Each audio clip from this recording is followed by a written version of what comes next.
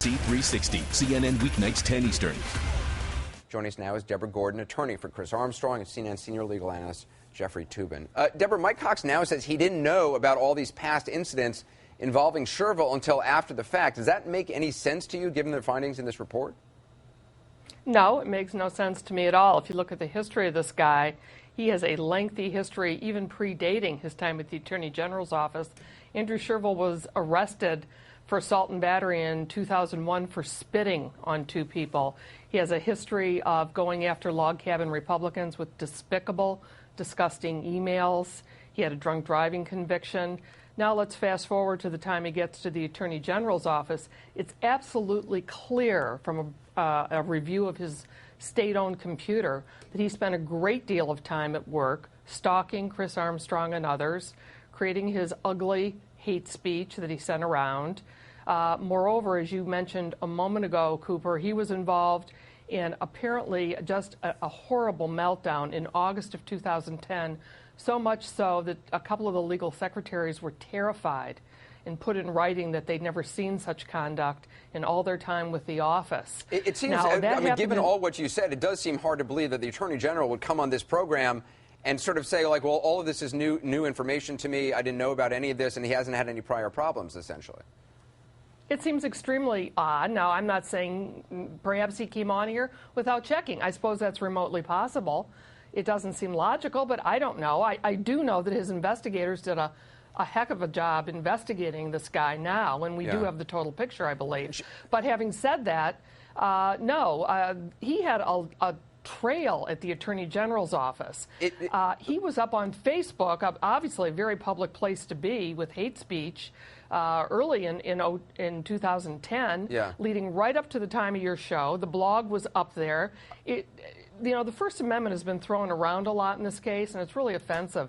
I mean, they're hiding behind the First Amendment. This is not First Amendment protected speech. I want to bring in Jeff Toobin. Pretty shocking, it seems, what it took to get fired from the Attorney General's office in the state of Michigan. Right, and the backdrop that we haven't mentioned so far is that Sherville was a campaign volunteer for Mike Cox, the Attorney General. We have a record of the checks that Mike Cox had actually paid Sherville for his campaign work over the years. Not a volunteer. I misspoke. He was a volunteer, and then he was a paid staffer. So the question here is, did Cox protect Sherville because he was a political ally?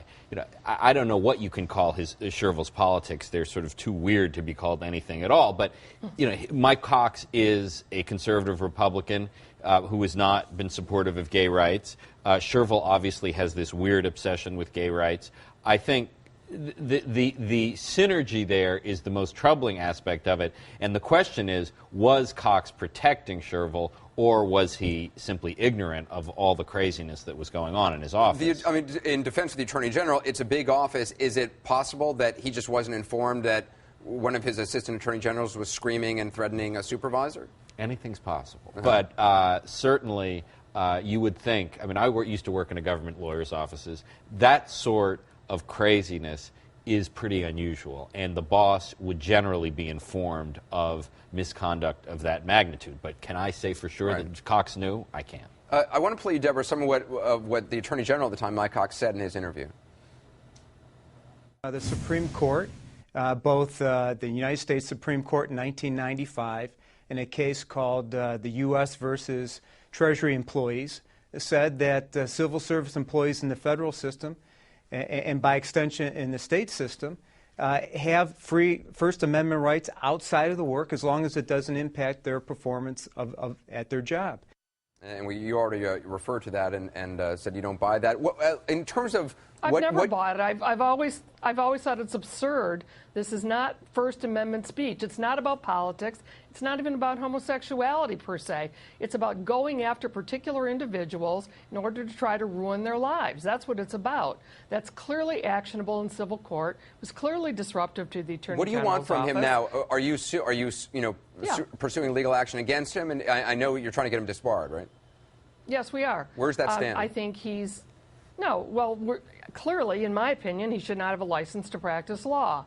He's running around out of control. I think he's a reckless person. I think he's dangerous to others. He's trying to harm other people's lives. He's got a license, and he's used his license to try to get at people. We don't have time tonight to discuss in all the ways he's done that, but clearly he's done that. So he needs to lose his license or be disciplined until he gets counseling. That's number one. Number two, Mr. Shervill could go a long way toward putting this thing back together to some extent by publicly retracting, and I've asked for a retraction, every one of his ridiculous, despicable lies about my client, my client's family, and others. Right, because, I mean, the stuff he said on his blog was, I mean, completely unfounded, absolutely no proof, and completely offensive to Chris Armstrong in terms of what, I mean, I'm not even going to go into the details of what it said about Chris Armstrong, but he was clearly just making stuff up without any proof. He's never backtracked from any of that, right?